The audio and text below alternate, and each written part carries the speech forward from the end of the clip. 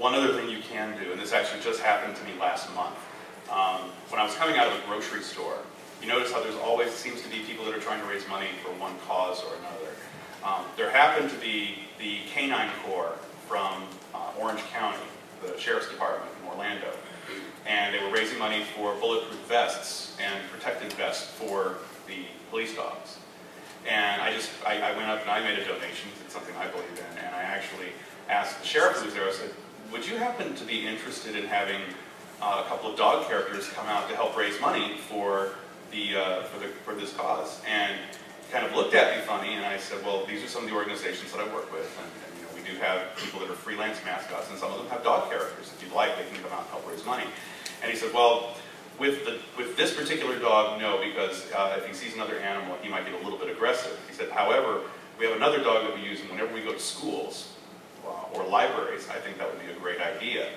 And somehow, somebody walking by heard the word library, and the person there started listening to us, and she came up to me and she said, by the way, I happen to work with the library down on Alafaya Trail.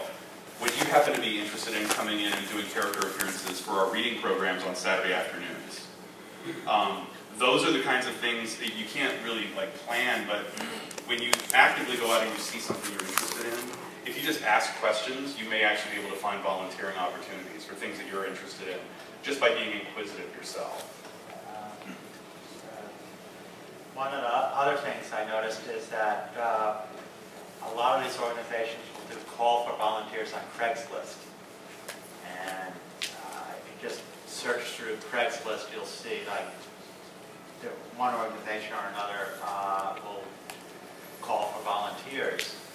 And once you start volunteering for one organization, they may pass your name to other organizations, and you'll get a lot of emails or calls from other organizations, and it just grows from that. Yes, a lot of it spreads out just through word of mouth. If you do a good job at one location, one event, one organization, they'll pass your name around, the name of your group around to other groups that they're involved in, and it's just all just networking. You can also check, most of your townships or communities have websites that have event calendars on there, and you can generally see a lot of what's going on. Some communities post everything, and some not so much, but you can always generally call somebody in the community and speak to somebody about what is coming up, and they'll tell you that, oh, well, maybe there's nothing this month, but next month for Halloween, we have a park event that we throw for the community, and we welcome costumes, so if you'd like to come out and help, that would be a great opportunity. Or holiday parades. Parade routes and parade organizers are always looking for mascots and characters to walk in the parade or to join in the parade. So there's always easy ways to find them if you just start looking. In that time, I was a corporate mascot. You know, Chuck E. Cheese was recognizable, and so there's things like that they do help. I mean, you don't have to do just your children's charities. There's hospitals that you can get into and stuff like that too. So that's so. Yeah, I actually got my start in the amateur radio as well in volunteering. I joined a local club, and I found that the club had lots of public service events that they did. And that's actually where I formed my first relations with the volunteer groups, such as the MS Society or Myasthenia Gravis or Children's Miracle Network. And I was doing communication support for them.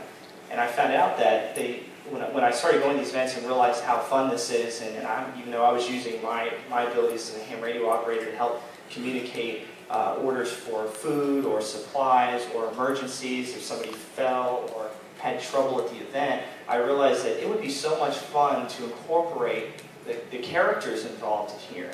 And I found out that there isn't just one volunteer position.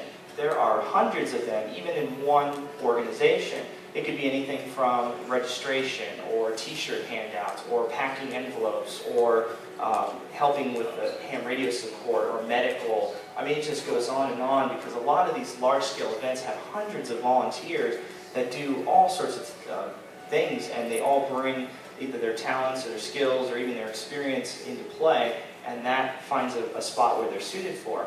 And I felt that it would be great to bring characters in and to run things like rest stops or to welcome people across finish lines or to just in general try to bring smiles to the face of the people who are running, 20 miles or something like that, and where they get to the finish line and they're ready to collapse, and all they think about is, I need water, I need air conditioning, and I'm done with this. And to greet them across the finish line and to grab their hand and to run them through at the last minute makes their day. I mean, these guys can tell you, somebody might be having a bad day, they see one of us or they see a character, and all that is gone. All they do now is they smile, and they want to be involved, and they want to give you a high five or shake your hand or take a picture with you, or you name it. And what's being played right now, this is from the Chesapeake Challenge event that just happened recently for us. This is our most recent event. And you can see by the smiles here and these participants on this bike tour that they absolutely loved our rest stop. And we provided full rest stop services. We made sandwiches, we mixed Gatorade. We didn't just have characters out there. We tried to do it all and to really represent our group well. And I think we did a great job. You can see we had a lot of characters out there. But and these guys as well, all of the events that they've done, it's outstanding what we have done as a whole in this community. And I really hope that we can continue this and more groups and individuals can get involved, and we can have sort of almost chapters appearing throughout the country and even throughout Canada that can get involved and do good. So that's really what we have here. We'd like to show you some pictures and welcome these guys over to the laptop, since I can't pass the laptop over there, and just share with you guys to just show you how we have fun at these events. He said this in one panel this weekend, in the Welcome to Anthrocon panel, but he also mentioned this at one of the guest of honor dinners. When people ask, why furry? One of the talents that we have collectively, both in the literal and the figurative sense, we make the world fluffy. And if you think about it, that's a really great definition of what we do when we do charity work, even if it's stuffing envelopes, or if you're, another thing that Oryx we can mention is public television is one of those organizations that is completely volunteer run. It's reliant all on donations, whether it's time or money. If we're helping on the technical side, or we're just helping to answer telephones for telethons, or if we're performing in front of people either on camera or off camera, we still are making the world a little bit fluffier, a little bit fuzzier. And that's kind of a neat way to think of ourselves. Good question. If you're going into a hospital, say, we're around Roswell, are there certain restrictions as far as a furry going into those types of hospitals? A lot.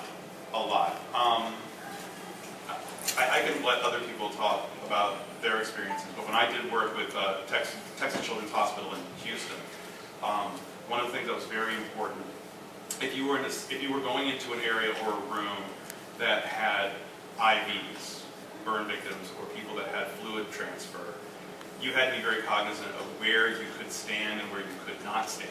And they would tell you, stay either this far away from the bed or only approach from this side because they have tubes running on the other side.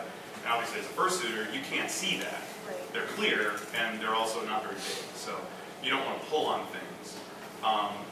They're very leery of strangers coming in. So you have to develop a rapport with those facilities. And it may take a week, it may take months to develop that rapport before they're comfortable with you.